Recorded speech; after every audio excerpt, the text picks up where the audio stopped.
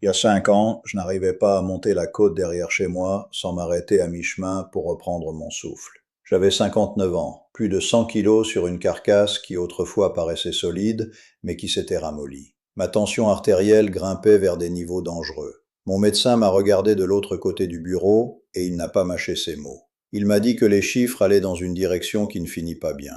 C'était moi, ça. Un homme qui a passé 37 ans dans le bâtiment, à porter, à grimper, à encadrer des équipes sous le soleil sur les chantiers de la région lyonnaise, et qui s'est retrouvé en plus mauvais état que les gars qu'il devançait sur chaque chantier. Maintenant, c'est là que ça devient intéressant. Ce moment dans le cabinet du médecin ne m'a pas réparé du jour au lendemain. Je ne suis pas sorti de là pour devenir un autre homme le lundi suivant. J'ai gardé ça en moi pendant des mois. J'ai commencé à marcher. J'ai supprimé le pire de ce que je mangeais. Petit à petit, morceau par morceau, j'ai commencé à faire du renforcement basique dans mon garage. Rien d'extraordinaire. Rien qui aurait impressionné quiconque en train de regarder. Mais j'ai continué à me pointer. Et me voilà aujourd'hui, à 64 ans. Je pèse 85 kilos. Ma tension est dans une fourchette saine. Je suis plus fort que je ne l'ai été depuis plus de 10 ans. Je bouge mieux. Je dors mieux. Je me sens moi-même à nouveau. Pas la version qui glissait doucement et qui faisait semblant que tout allait bien. Non, je ne fais pas la couverture d'un magazine. Ce n'est pas ce que je cherche. Je suis un grand-père de 64 ans de Tassin-la-Demi-Lune, près de Lyon, qui a reconstruit ce qu'il avait failli perdre. Et les choses sont ce qu'elles sont. Ce qu'il m'a fallu pour en arriver là était bien plus simple que ce que l'industrie du fitness veut te faire croire. Maintenant, si tu as passé du temps à regarder certaines de ces chaînes fitness, celles tenues par des types qui ont la moitié de notre âge, avec un éclairage parfait et des milliers de vidéos sur comment optimiser le moindre détail de ton entraînement, je veux que tu entendes quelque chose clairement. Tu n'as pas besoin de ce qu'ils vendent. Tu n'as pas besoin de leurs applis. Tu n'as pas besoin de leurs piles de compléments. Tu n'as pas besoin de leur protocole pour hacker ta testostérone, ni de leur routine matinale en 47 étapes. Tu n'as besoin de rien de tout ça. Si ton objectif c'est de monter sur une scène de bodybuilding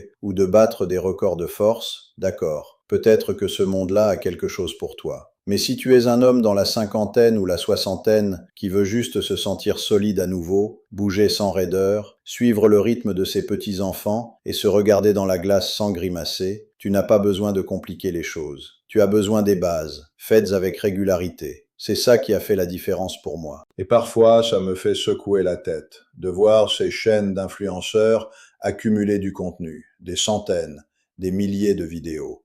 Comment tu transformes quelque chose d'aussi direct que se renforcer en 1500 vidéos? Je vais te dire comment. Tu remballes la même poignée de principes encore et encore avec une nouvelle miniature et une nouvelle accroche. Tu inventes des problèmes qui n'existent pas pour pouvoir vendre la solution. Tu dis aux gens que leurs progrès sont sabotés par une erreur obscure juste pour qu'ils continuent à regarder. Et une fois qu'ils ont pressé la dernière goutte du contenu sur l'entraînement, qu'est-ce qu'ils font? Ils lancent du drama. Ils s'attaquent entre eux. Ça devient un feuilleton avec des haltères. C'est pas de ça qu'il s'agit. C'est pas de ça qu'on a besoin. Je ne te vends rien. Je n'ai pas de gamme de compléments. Je n'ai pas d'appli. Je n'ai pas de livre de recettes avec ma tête sur la couverture. Ce que j'ai, c'est 5 ans de travail, dans mon garage, dans mon quartier, jour après jour, et des résultats qui parlent d'eux-mêmes. Je suis passé d'un homme dont le corps lâchait en silence, tension élevée, marqueur précoce de résistance à l'insuline, raideur chronique dans le dos, 15 kilos de trop, à un homme qui peut porter ses petits-enfants, charrier du matériel pour un projet du week-end, marcher 8 kilomètres sans y penser, et se sentir vraiment bien en se réveillant le matin. J'ai fait ça sans abonnement en salle. J'ai fait ça sans coach personnel.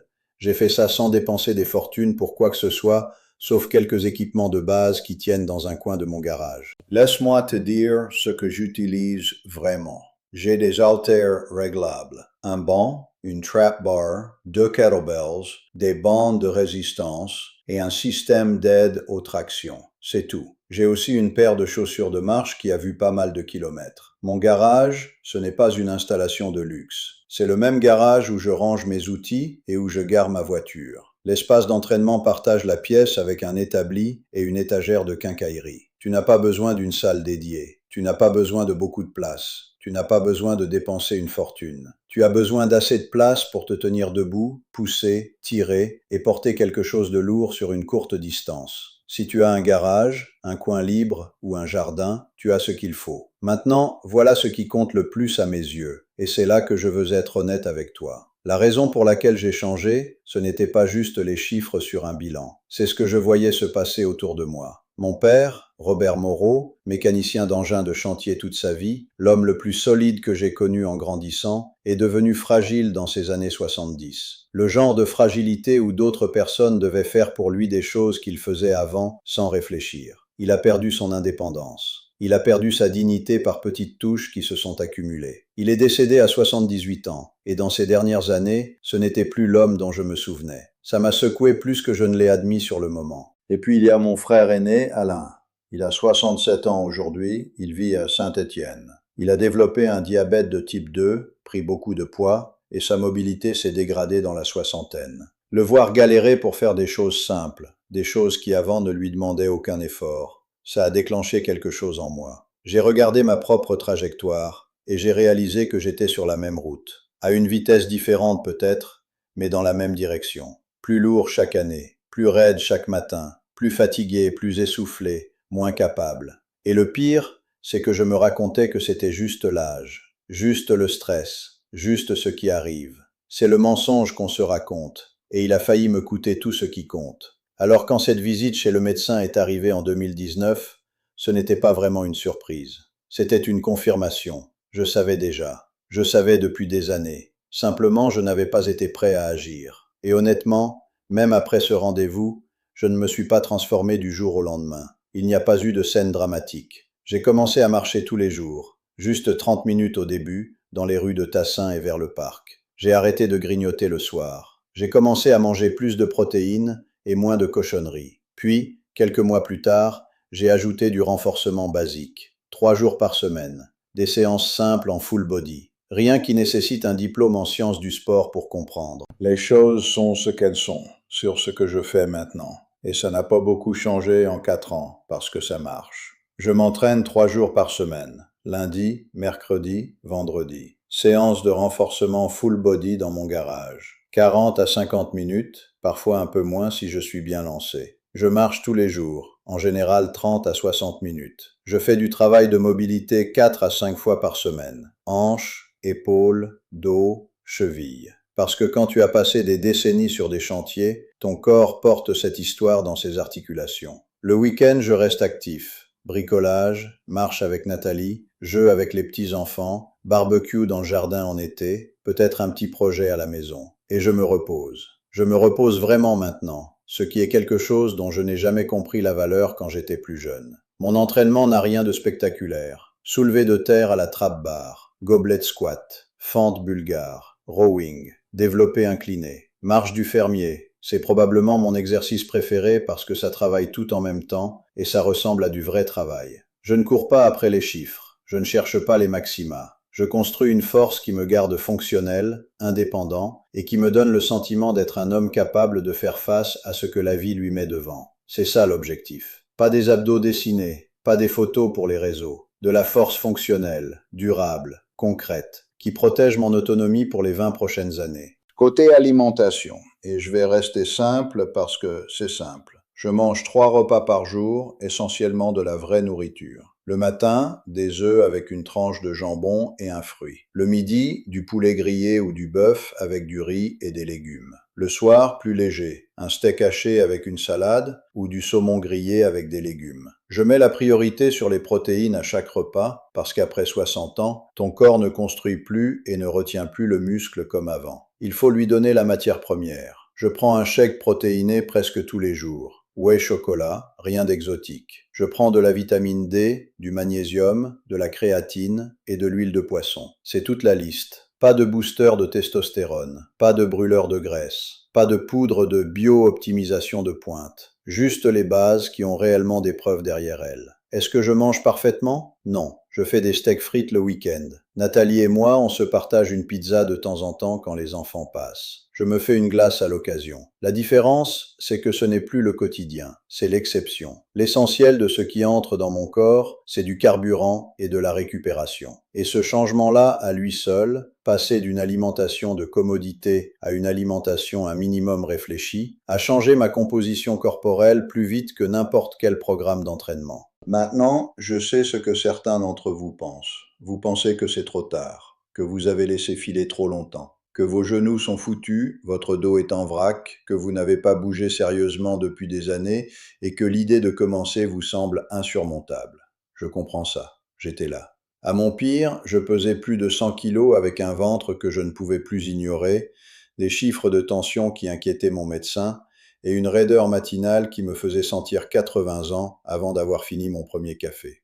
Si on m'avait dit à 57 ans que je serais là où je suis aujourd'hui à 64, je ne l'aurais pas cru, pas une seconde.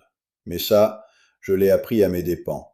Tu n'as pas besoin de tout régler d'un coup. Tu n'as pas besoin de tout changer dans ta vie d'ici mardi prochain. Tu commences avec ce que tu peux faire. Peut-être que c'est 15 minutes de marche après le dîner. Peut-être que c'est remplacer ta viennoiserie du matin par des œufs et un fruit. Peut-être que c'est 5 minutes d'étirement avant de se coucher. Ça suffit. C'est un vrai début. Et quand tu as fait ça pendant 2 semaines, tu ajoutes quelque chose. Puis tu ajoutes autre chose.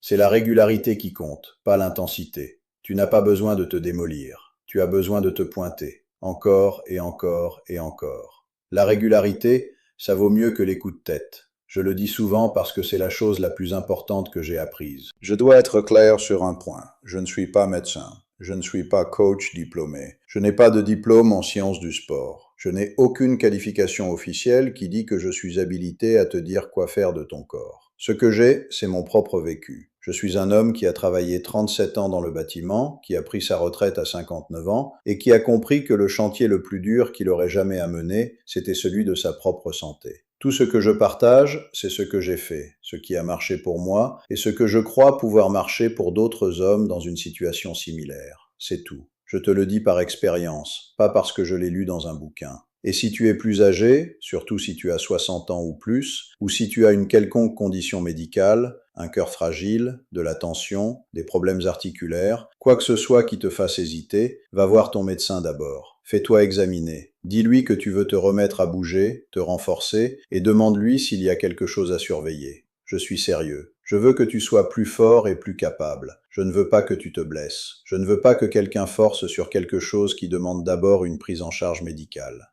Mon déclic a commencé dans un cabinet médical pour une raison. Parce que savoir où tu en es, c'est la première étape pour décider où tu vas. Une dernière chose, et celle-là est personnelle. Quand j'étais au plus bas, le plus lourd, le plus fatigué, le plus raide, ce n'était pas seulement physique. Je sentais que je perdais quelque chose que je n'arrivais pas à nommer. Je regardais mon père dans ces dernières années et je voyais ce qui m'attendait. Je regardais mon frère galérer et je sentais cette espèce de fatalité. Je perdais le souffle en jouant avec mon petit-fils Gabriel, qui n'était encore qu'un tout petit bonhomme à l'époque, et je devais m'asseoir sur la terrasse pendant qu'il continuait à courir. Nathalie ne m'a jamais rien dit directement, mais je le voyais dans ses yeux, l'inquiétude, le souci silencieux. Ça me rongeait plus que n'importe quel chiffre sur une balance. Et maintenant je suis celui qui se met par terre avec ses petits-enfants et qui se relève sans y penser. Je suis celui qui porte les sacs lourds depuis la voiture, pendant que Quentin prend les légers et me regarde du coin de l'œil.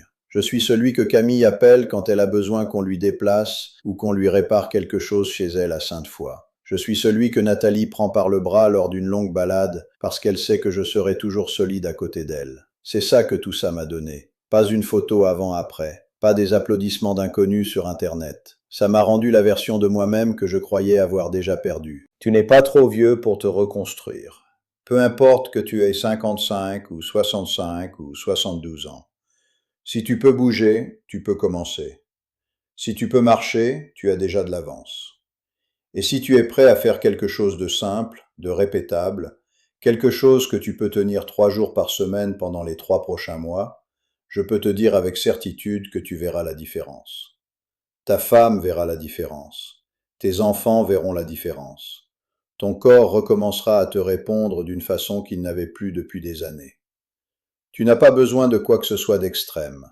Tu n'as pas besoin de dépenser une fortune. Tu n'as pas besoin de comprendre la science avancée de l'exercice. Tu as besoin de quelques mouvements de base, de protéines dans ton assiette, d'une paire de chaussures pour marcher, et de la décision. La vraie décision, privée, sans besoin de l'annoncer à qui que ce soit, que c'est fini de se laisser porter, que tu vas prendre ça au sérieux. Pas parce que quelqu'un sur Internet te l'a dit, mais parce que tu as regardé honnêtement où tu allais et que tu as décidé que ce n'est pas là que tu veux finir. C'est là que j'ai compris. Et tout ce qui a suivi, les marches, le renforcement, la meilleure alimentation, les kilos perdus, la meilleure tension, l'énergie, la confiance, le sentiment d'être à nouveau vraiment capable. Tout ça a commencé par une décision tranquille sur le parking du cabinet médical. Pas de fanfare, pas de grands discours. Juste un homme assis dans sa voiture qui se dit « Je ne vais pas finir comme ça ». Simple, mais tous les jours, c'est ça qui marche. C'est ce qui a fait la différence pour moi. Et je crois que ça fera la différence pour toi aussi.